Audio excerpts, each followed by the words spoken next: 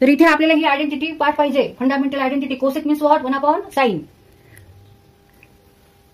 2 cosec 2x means 1/sin 2x plus cosec x means 1/sin x. आता इथे double of 2x आहे म्हणजे double angle आहे आणि त्याचं कोणतं फंक्शन आहे? साइन फंक्शन म्हणजे sine ratio.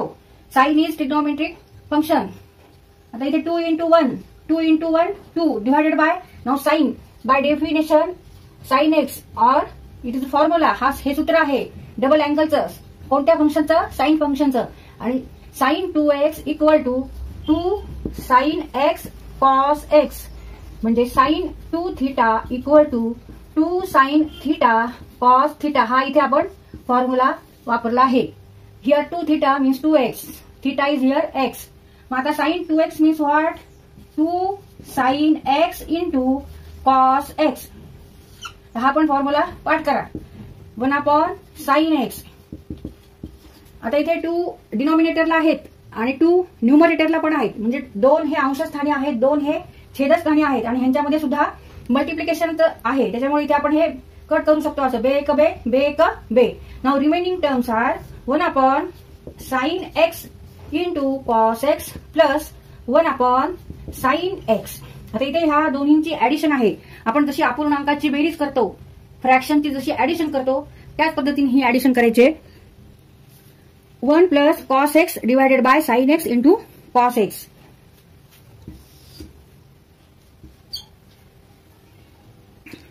One plus cos x divided by sine x into cos x. तर इथे 1/cos x आपण असं बाजूला घेऊ आणि remaining terms in bracket 1 plus cos x divided by sine x. आता इथे परत आयडेंटिटी आहे fundamental. 1/cos x means 1/cos theta equal to sec theta. Therefore 1/cos x means sec x. तर इथे आपण हे असं बाजूला काय घेतलं तर इकडे आर इथे साईडला सेक एक्स आहेत त्यामुळे आपण इथे हे बाजूला घेऊन sec x and remaining 1 plus cos x divided by sine x. आता इथे आर च्या साईडला सेक एक्स आहे. सेक एक्स आपल्याला मिळालेले आहे. ह्यांच्यामध्ये मल्टिप्लिकेशन, इथे सुद्धा मल्टिप्लिकेशन आहे. आता ह्याचा आन्सर किती यायला पाहिजे? ह्याचा आन्सर यायला पाहिजे कॉट x/2 ह्या टर्मचं. ह्याचं आन्सर एवढं काढायचं आपल्याला. सेक एक्स मिळालेलं आपल्याला, एक टर्म मिळालेली बरोबर. मग आता इथे कोणता फॉर्म्युला वापरणार? cos 2 theta equal to 2 cos square theta minus 1. Therefore, now replace 2 theta by theta.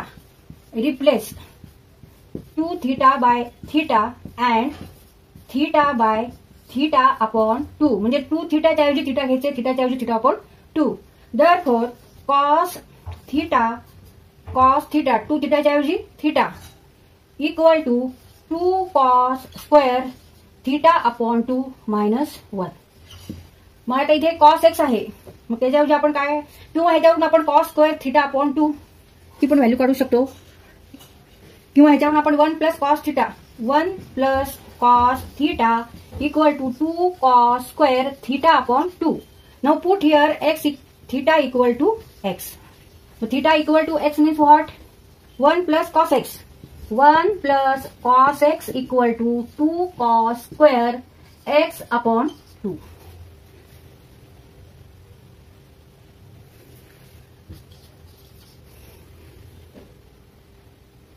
मग 1 plus cos x equal to 2 cos square x upon 2. Sec x into 2 cos square x upon 2 divided by sine x. आता sine x ची value काय ठेवणार आपण? इथे सुद्धा आपण double अँगलचा formula sign फंक्शनचा वापरायचा आहे. Sine 2 theta equal to 2 sine theta cos theta. Sine 2 theta double angle 2 into theta म्हणजे डबल अँगल आहे. थीटाचा डबल अँगल आणि त्यांचं कोणतं फंक्शन आहे? Sine function, sine ratio. Sine 2 theta equal to 2 sine theta cos theta. हा पण काय आहे? इथे फॉर्म्युला आहे, सूत्र आहे, हे पाठ करायचंय. Now replace REPLACE replace 2 theta by theta and theta by theta upon 2. मग आता ह्या फॉर्म्युलामध्ये 2 थीटाच्या ऐवजी थीटा घ्यायचा आहे, थीटाच्या ऐवजी थीटा अपॉन 2 करायचंय. मग साइन थीटा 2 थीटाच्या ऐवजी थीटा घेतले आपण equal to 2 sine theta upon 2 into cos theta upon 2. Now put theta equal to x. आता इथे अँगल आपण कोणता घेतलाय एक्स, कारण इथे एक्स आहे मग आपल्याला एक्स पाहिजे. मग ह्याच फॉर्म्युल्यात आता आपण एक्स ठेवायचंय. Sine x equal to 2 sine x upon 2 into cos x upon 2.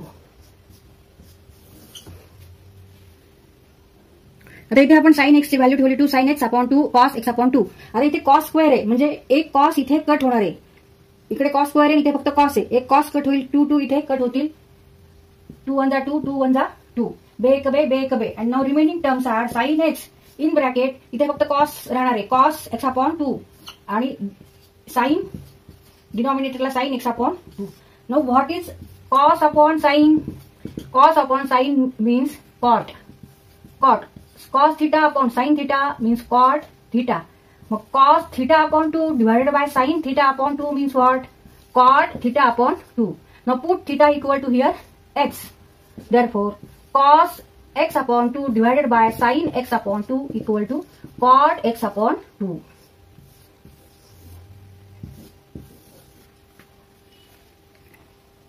Therefore answer is sec x into cot x upon 2 and it is equal to RHS side.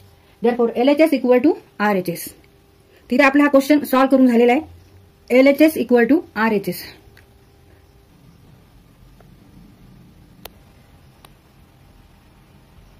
इथे हा क्वेश्चन सॉल्व करताना आपण कोणकोणत्या फॉर्म्युलाचा वापर केलाय. Cosec theta equal to 1 upon sine theta, cosec 2 theta equal to 1 upon sine 2 theta and sine 2 theta means 2 sine theta cos theta आणि sine 2 theta वरून इथे आपण 2 थिटा रिप्लेस केला थिटा आणि थिटा बाय थिटा आपण 2 sine theta equal to 2 sine theta upon 2 cos theta upon 2. Cos 2 theta means 2 cos square theta minus 1. Therefore 2 cos square theta equal to 1 plus cos 2 theta आणि इथे परत replace केले आपण 2 theta by theta and theta by theta upon 2. त्यावरून आपल्याला हा formula मिळाला 2 cos square theta upon 2 equal to 1 plus cos theta and 1 upon cos theta means sec theta. तर एवढ्या फॉर्म्युल्यांचा एवढ्या आयडेंटिटीचा इथे आपण वापर केलेला आहे.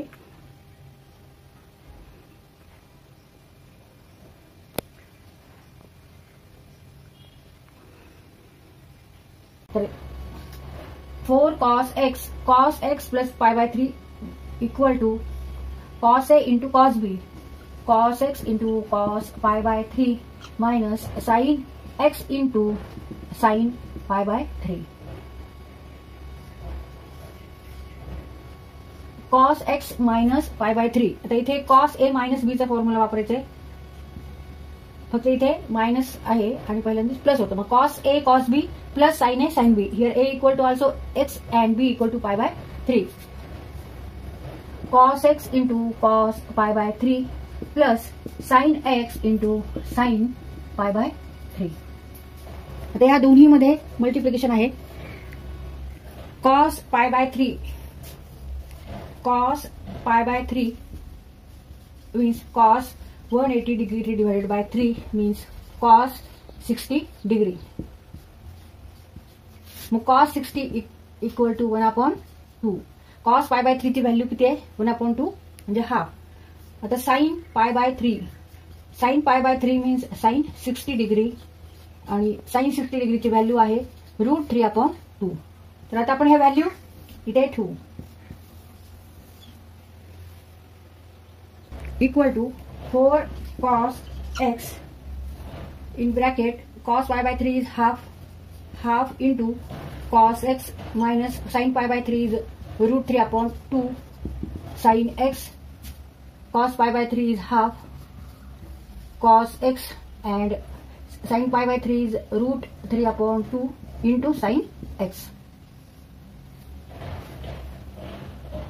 आता इथे हाफ इंटू कॉस एक्स आहे, इथे पण हाफ इंटू कॉस एक्स आहे, इथे √3 अपॉन 2 साइन एक्स आहे, इथे √3 अपॉन साइन एक्स आहे. फक्त इथे मायनस आहे, इथे प्लस आहे म्हणजे a मायनस बी आणि a प्लस बी. इथे आपल्याला हा फॉर्म्युला माहिती आहे. ह्या दोन्हींचं multiplication a minus B into a plus B equal to a square minus B square.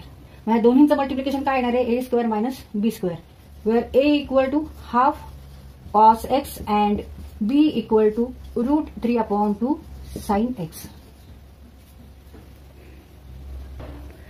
Therefore a square means 1 upon 4 ह्याचा square 1 upon 4 2 square 4 and cos square x. b square equal to √3 चा square 3 2 चा square 4 and sine square x. तर इथे आपल्याला ह्या दोन्ही कंसांचा गुणाकार बरोबर ए स्क्वेअर मायनस बी स्क्वेअर ह्या पद्धतीने काय येणार आहे, तर 1/4 cos square x minus 3/4 sine square x. तर इथे आपण फॉर्म्युला का वापरतो, तर आपल्याला पटकन पुढली स्टेप म्हणजे वेळ लागत नाही म्हणून आपण फॉर्म्युला वापरतो. इथे आपण मल्टिप्लिकेशन करून सुद्धा सॉल्व्ह करू शकतो. आधी ह्याला मल्टिप्लाय करायचंय, मग ह्या टर्मनी परत ह्या टर्मला मल्टिप्लाय करायचे, ह्या टर्मला मल्टिप्लाय करायचे, नंतर ह्या टर्मनी परत ह्या टर्मला मल्टिप्लाय करायचे आणि मग आन्सर काढायचे. तसं पण चालतं. पण आपल्याला हा फॉर्म्युला माहिती आहे, ए मायनस बी इंटू ए प्लस बी म्हणजेच ए स्क्वेअर मायनस बी स्क्वेअर. मग हा फॉर्म्युला इथे आपण वापरला, ह्यामुळे पटकन आपलं उत्तर येणार आहे. 1/4 A square means 1/4 cos square x minus B square means 3/4 sine square x. आता 4 कॉसनी ह्या प्रत्येक टर्मला मल्टिप्लाय करायचं, इथे मल्टिप्लिकेशनचं साइन आहे. मग cos x into cos square x means cos cube x आणि इथे 4 हे न्यूमरेटरला आहे आणि इथे 4 हे डिनॉमिनेटरला आहे, म्हणजे 4/4 इक्वल टू 1 होणार आहे. आणि cos x into cos square x means cos cube x. परत इथे 4 न्यूमरेटर इथे डिनॉमिनेटरला आहेत, म्हणजे इथे 1 होणार आहे. 4/4 1 cos x into 3 sign square x, इथे कॉस एक्स घेऊ. आता इथे राईट हँडला कॉस 3x आहे. Now we know that cos 3x means 4 cos cube x minus 3 cos x. तर इथे ह्याचा आन्सर आपल्याला किती आला पाहिजे, तर 4 cos cube minus 3 cos x ह्याचा आन्सर आला पाहिजे. आता ह्याच्यात साइन टर्म आहे, तर हे आपण कॉस मध्ये कन्वर्ट करू शकतो. तर इथे आपल्याला कोणती आयडेंटिटी वापरायची आहे, sine square theta plus cos square theta equal to 1. मग ह्याच्यावरून sine square x plus cos square x equal to 1. Therefore sine square x means 1 minus cos square x. मग इथे साइन स्क्वेअर एक्स ऐवजी आपण काय घेणार आहेत, 1 minus cos square x. Cos cube x minus 3 sine square means 1 minus cos square x into cos x. इथे 3 नी 1 ला मल्टिप्लाय करायचं, तसंच कॉस एक्स नी पण मल्टिप्लाय करायचे, तसंच 3 नी कॉस स्क्वेअरला मल्टिप्लाय करायचे आणि कॉस एक्स नी पण कॉस स्क्वेअरला मल्टिप्लाय करायचे. आता इथे लिहून घेऊ आपण cos cube x minus 3 into 1 into cos x means 3 cos x. Negative becomes positive. इथं मल्टिप्लिकेशनचं चिन्ह आहे. 2 negative number multiplication of 2 negative number equal to positive number. मग 3 कॉस स्क्वेअर एक्स आणि इथे पण कॉस एक्स आहे, म्हणजे इथे 3 कॉस क्यूब एक्स होणार आहे. आता हे कॉस क्यूब एक्स आहे आणि हे 3 कॉस क्यूब एक्स आहे, ह्यांची काय होणार आहे, इथे ऍडिशन होणार आहे. इथे कॉस क्यूब एक्स आहे, इथे पण कॉस क्यूब आहे. इथे 3 आहे, इथे 1 आहे, इथे काही नाही म्हणजे 1 समजतो आपण. मग हे 1 plus 3 equal to 4 cos cube x minus 3 cos x and it is equal to cos 3x equal to RHS side. Therefore LHS equal to RHS. तुम्हाला हा क्वेश्चन सॉल्व्ह करताना हा सुद्धा फॉर्म्युला पाठ पाहिजे, कारण हा ट्रिपल अँगलचा फॉर्म्युला आहे. कोसाइन फंक्शनचा, कोसाइन रेशो फंक्शनचा हा ट्रिपल अँगलचा फॉर्म्युला आहे, हा पण पाठ पाहिजे. म्हणजे 4 cos cube x minus 3 cos x equal to cos 3x. 4 cos cube theta minus 3 cos theta equal to cos 3 theta. तर इथं आपला हा क्वेश्चन सॉल्व्ह करून झालेला आहे आणि तुम्हाला ह्या व्हॅल्यू पण पाठ पाहिजेत. Trigonometric ratio of special angle म्हणजे कॉस π/3 किती आहे, साइन π/3 किती आहे,